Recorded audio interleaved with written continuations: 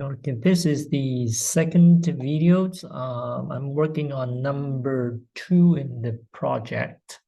So if you look at this one, you might have some data, right? So on the workspace here is some A, B, C, X, Y. So some values in the past. Now, what you could do, especially when you're on the different problems, then your variable, everything kind of change. And so what you can do, if you want to get rid of, clear the memory, so like a fresh start, then there is the command called clear. Okay, so the clear command, if you want just to get rid of certain variables, like if I only want to get rid of the y, then you clear y, and it should get rid of the y from the memory, and you can restart the y with something else. If you want to clear all, you can always do clear all. Okay, not items. Oh, by the way, if you don't know what this command is for, you can click on this help, and it will open up a new window, and it will show you what is this command for, what's the syntax, and then there's some example to it as well. So that's very useful. You can use that as well. So if I click clear all, then enter, you see all the data is actually gone. Okay, so it's all gone.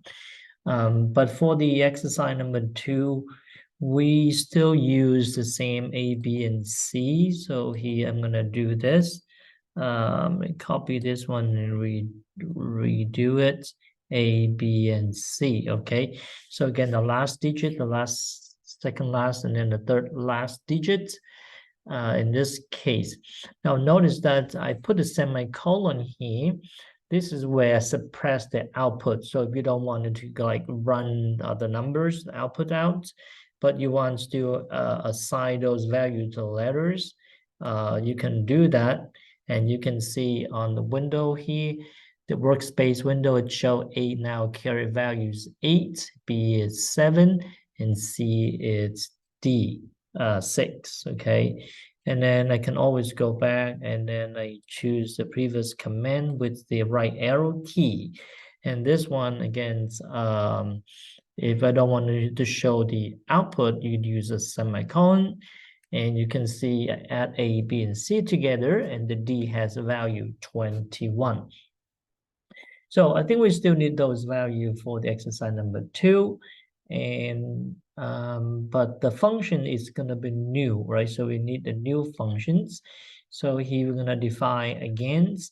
You're going to have a new functions given, but I'm going to make up my own. So f of x equal, I think your function is like a plus 1 or something. So I'm going to use something similar, a plus 1 time, and again, I make up my function. Make sure you read the instructions to see what the function is about. So he is exp means the exponential functions. Okay, so with the exponential functions, let's say I have a negative x, a negative x square, x squared over maybe b or something. Again, let's make up some function. Okay, oops, and then there's some issues again because I cleared the memory. Now it doesn't understand what x is. So before you can make sense out of that, you're gonna have to declare the symbol. X is a math symbol with the SIMS before you're gonna make the assignments, the function assignment, which is that. Okay, so that's the function I just defined. Now from here we are asked to find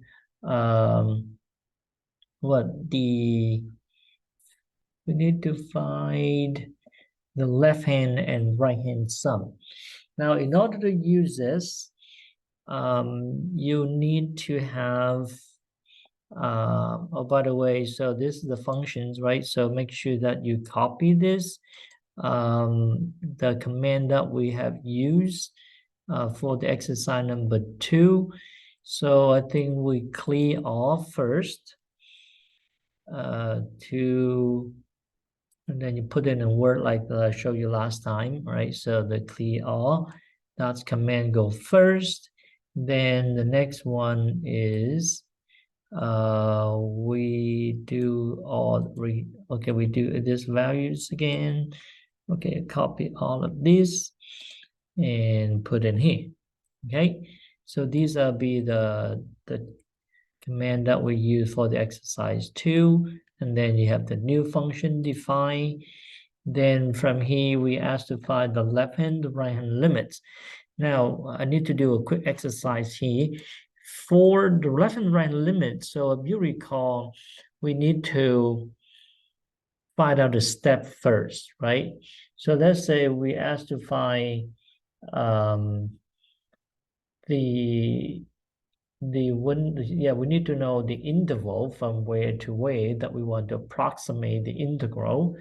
And in this case, I'm not sure. Let me check. What is the left?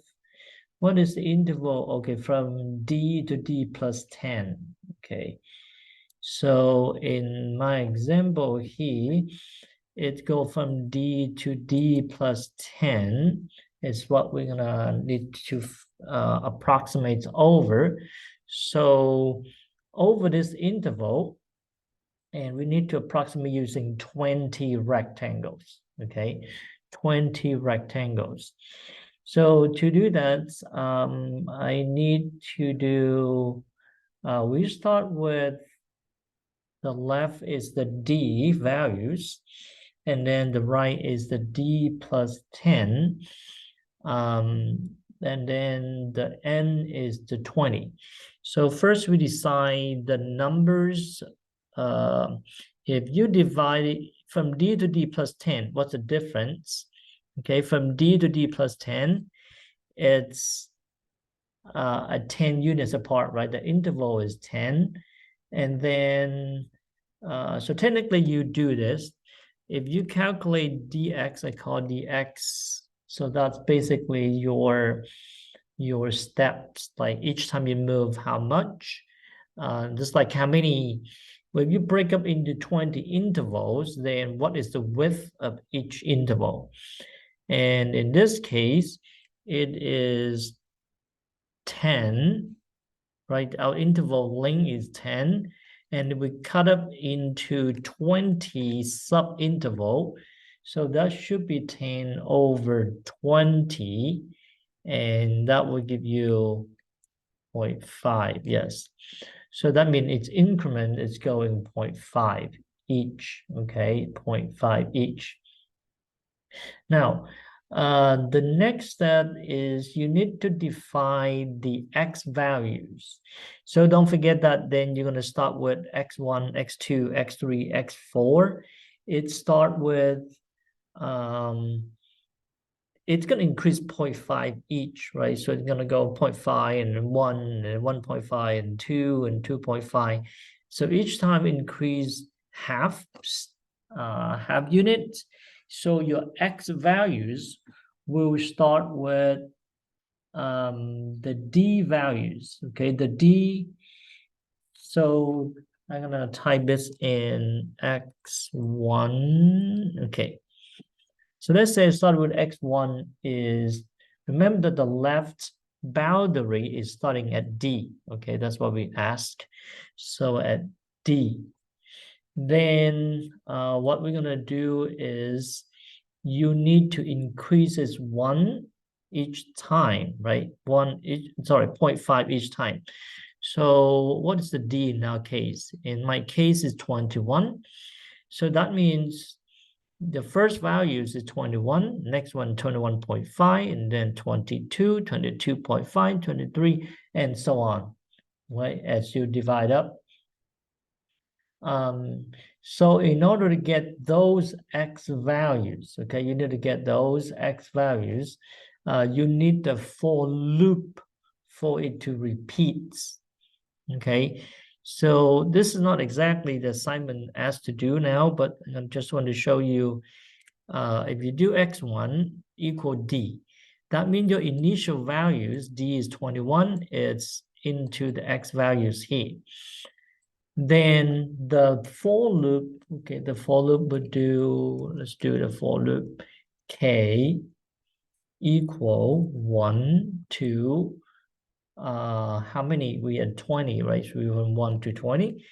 So we have 20 increments for x. So we're going to do 4k from 1 to 20. Then if I type x of k plus 1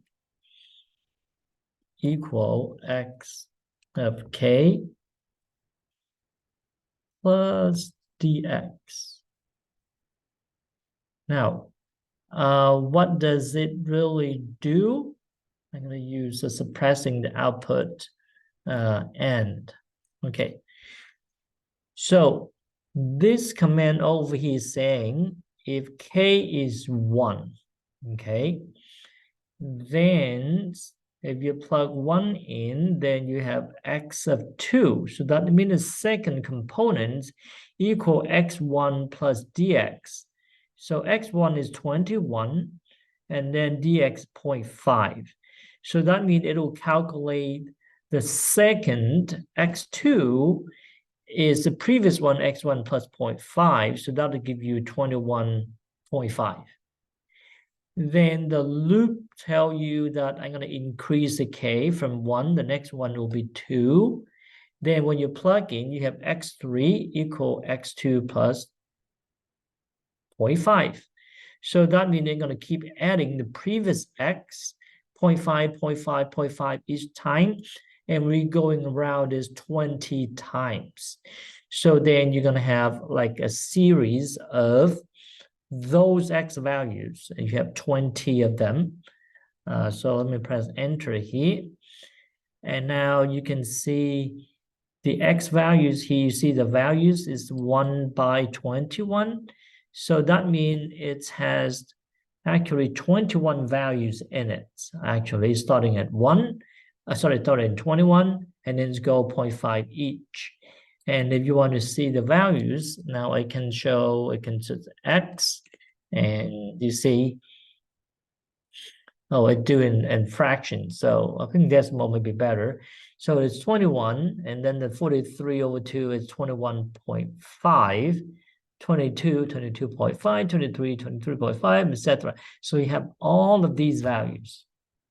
Okay. Now notice that this is just the x values, okay?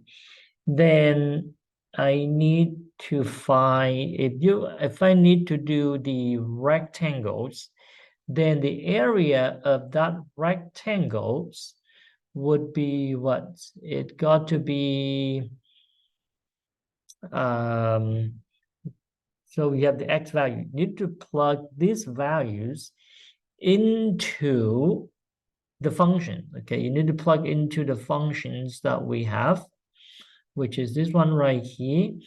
You plug into the function, then you get the height.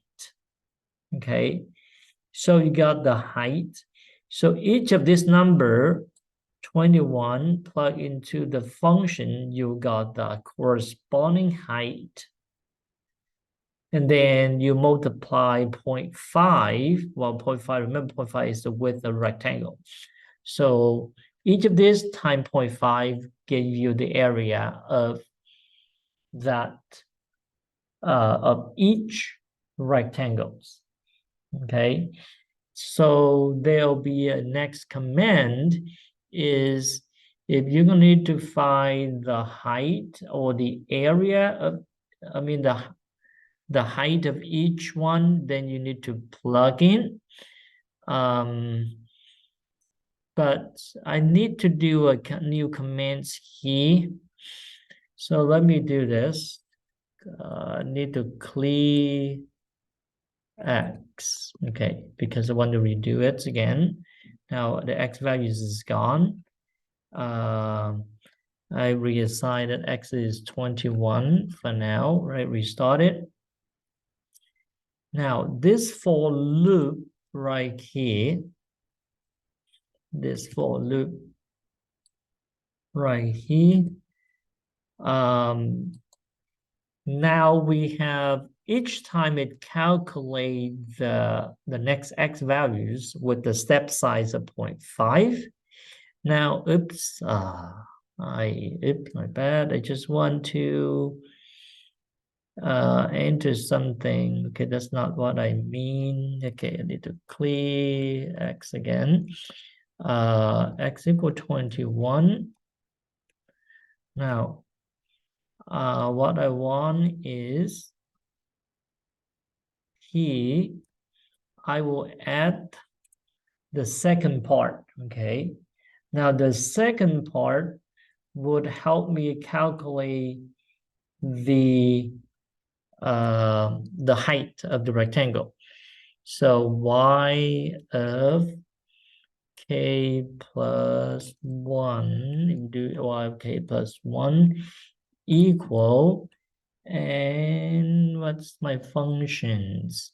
My function is, where's my functions? Up here. Yeah, this is my functions. So my function calls f of x. So I need to plug in.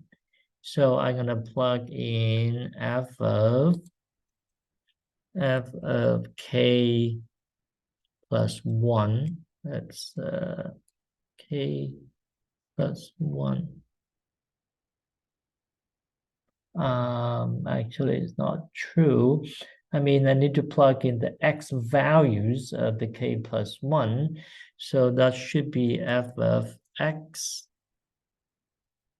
k plus 1. Okay. So that will tell me each time I calculate new x values, say x2 is 21.5, then 21.5 plug into the y values. So that'll give me the corresponding y values of the functions. Again, to suppress this, otherwise it's gonna spit out. If you don't do the semicolon, it will give you like 21 values, right? It plug in 21, 21.5, 21.2, 22, 22.5, plug all those in the function. So you got the 21 values there. So that's why I need to suppress this. And let's do an end. Okay. Now you can call what y is now. Y is, all right, a lot of numbers. Okay, so you see that these numbers, it doesn't, I can make them convert to decimal, but I just leave it for now. So basically just plug in each values into the functions, and these represent the height of the rectangles. Okay, so now if I want to do the left-hand sum, so left-hand sum starting from the left side, the very first one, and notice that now I have how many rectangles here? Technically, I have 21 rectangles. It's starting from left to the last one. So you have 21 values here. But for the left hands, I only need the first 20. The last y values, we don't use it. So it's only the first 20. And so what I'm going to do is P A. So there's a problem 2, part A, and I do left. I think this is what you should name it, or we're asked to name. Does it ask for? Maybe not. Okay. If it doesn't ask, you can name anything you want. But P2A left. Okay. Now, then we will add sum of the y minus. So basically, For the area of the rectangle is the height times base times height times base, but all the base is the same as 0.5 in this case. Well, in this case, 0.5. So if you do 0 times 0.5, and then the first one times 0.5, next one times 0.5. So make it easier, we add all of these values, and then we times 0.5. That means the same. But the problem is if we just do this time 0.5, 0.5 here, or dx, I'll put dx here in general. Remember dx is what we calculate up here. What is dx? Say dx calculates 0.5. So that is the width of the rectangle. This is the sum of the heights of the rectangle. But because we're doing a left hand estimation, we have 21 values. So the last one on the right is redundant. So we need to take away the last values. And the way you're going to type is y of the last one in this case is y21. Okay. That means I'm taking away the last entry. If you look at this, which is the last one over here, this is the last entry. So that is not the height of the left hand rule. So you take away that, and that should give you the sum. Okay, it will give you the sum, which I don't like the answer. So technically, you see how it's done, plug in, add them up, and then it's time, we'll do divided by 2. So right, time 0.5 divided by 2, except it doesn't really do the math for us here. It just leave it an exponential, and I guess I can use the command to fix it. Okay, so I just use the type VPA. So this is a command we use to turn it into a decimal number. Okay, so that turn into a decimal number there. There's a different command you can do, but VPA is one that actually mentions in the exercise here, so I want to use that one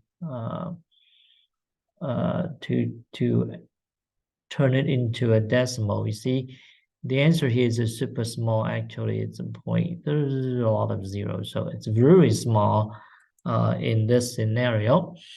The same thing, if you want to do the right-hand limits, notice that the right-hand limits, not the right limits, right-hand estimations.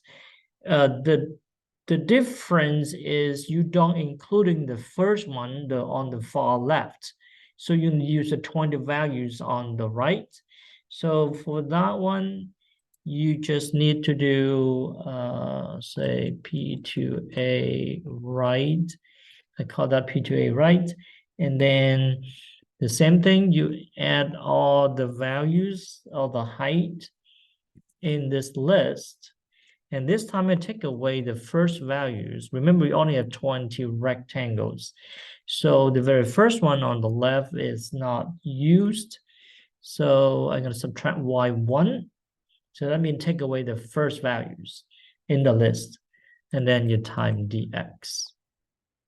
And that should give you this. Again, I'm in a UVPA to convert that to decimal, and you see it's going to be a very extremely small values. So that is that. But nonetheless, you're going to see that the left hand and right hand limits are pretty close anyway. Left hand and right hand limits in this scenario.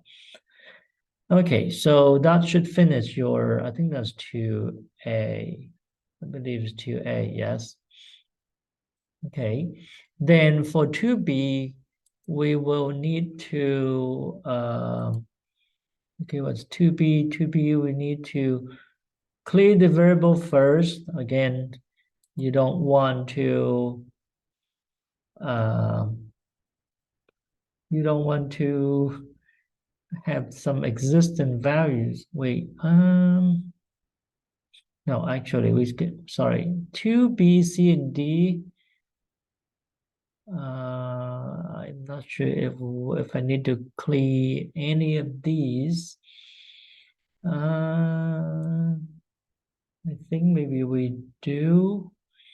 Write and clear the variables. You must compute indefinite integral. Okay, so this one need to find the indefinite integral of the functions, and we need to do the definite and the indefinite integral. I think the A, B, C, D is still used, and the rest, yeah, so I don't think need to clear everything. If you clear everything, you have to reintroduce A, B, and C. So let's say if you clear the function f, you don't want to clear the function or the k or something, you don't want it. It's clear f, k, dx. Maybe if something that you don't need it, you can clear it. See, that's will be gone. Now, here we don't need to find the derivative. So for the derivative, I would just make another functions randomly. Let's say a minus 2 times x squared times cosine of x. Okay. All right, something is not right. I have f of x equal a minus 2 times x. This symbol, okay, the reason is because now I did not clear the x. So you see the x is kind of like a list of the values. And so I need to get rid of that and then reintroduce it as a variable. And maybe you can divide it again, and that should work, right?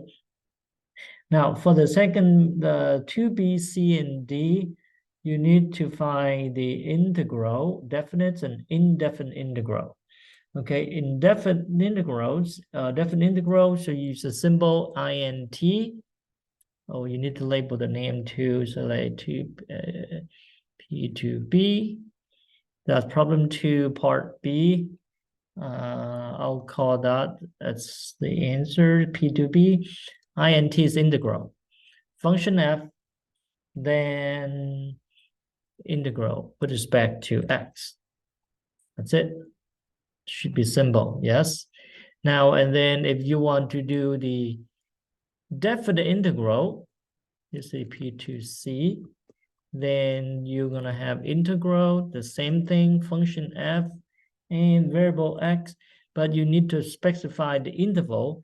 The interval is always done in square bracket. So you're going to do, say, d plus 10. I think that's what we ask. So that's integral over from d, which is 21, to 31. And that is the answers. Again, the answer is not in decimal yet. So if you don't turn into the decimal, you use VPA.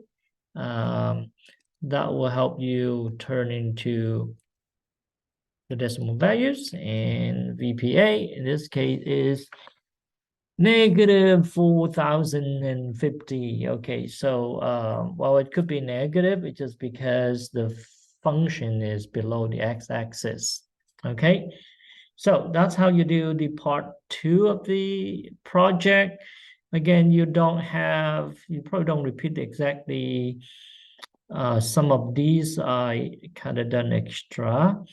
So you just copy the command that you would need, right? We define the function here, and we do the dx, then you do x1 equal d. Then we'll skip this one because I'm just doing here. So then you're gonna use the for loop. Okay, this commands, we're gonna generate the list of the height, which you see over here.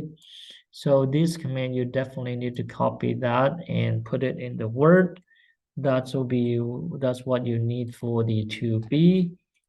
Right, so that is important one. Then what else? Right, when we done that, we do the P to a left, that one's, it's a left hand sum. Then that is the right hand sum. And then the C, B, C, and D would be a new function defined. Make sure you might clear that first. The function defined. This is the integral, that's the B. And this is the integral command for C. And for D, you just kind of use VBA command to get the numerical approximation. Okay. All right, so any questions on this? Well, sorry, I've been thinking this is a live class. All right, so that's for number 2.